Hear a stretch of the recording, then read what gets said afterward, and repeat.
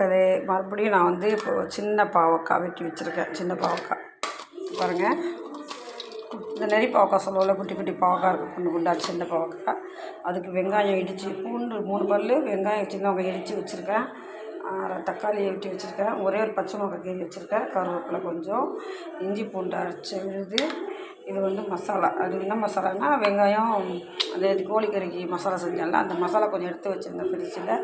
அந்த மசாலா எடுத்துக்கிட்டேன். அது வந்து வெங்காயம், இந்த கறி மசாலா போட்டதுக்கு. இப்போ மறுபடியும் அந்த பாவக்காய் வந்து ஒரு கரிட்டல் மாதிரி போட்டோம்னா சாப்பாட்டில் அப்படியே போட்டு சாப்பிட்லாம், அருமையாக இருக்கும்.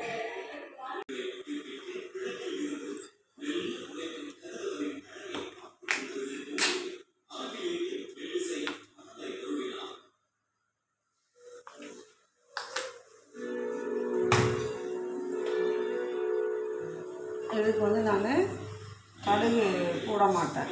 கடுகு போட்டோம்னா தாளிப்பு வந்து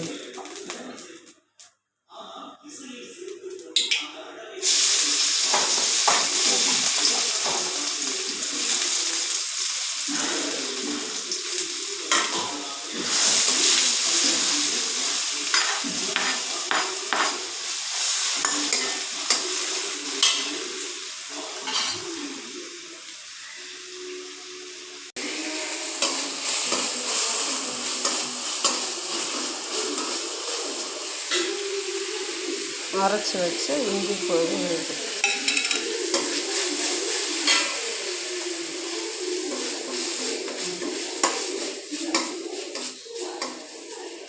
இப்போ இந்த பாவக்காயும் சேர்த்துக்கலாம்.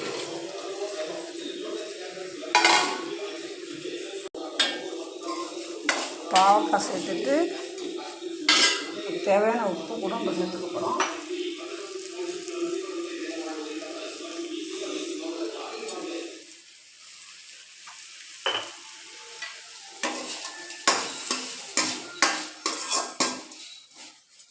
இது நல்லா வெந்து வரட்டும். தண்ணி வந்து நல்லா கொஞ்சம் கூடவே வச்சுருக்காது.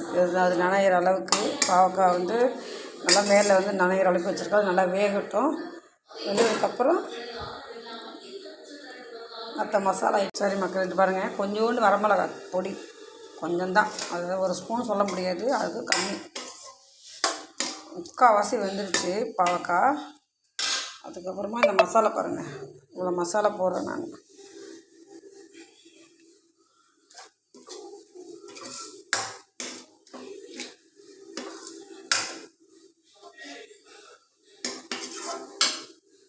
மக்களே, பாவக்காவும் ரெடி ஆயிடுச்சு.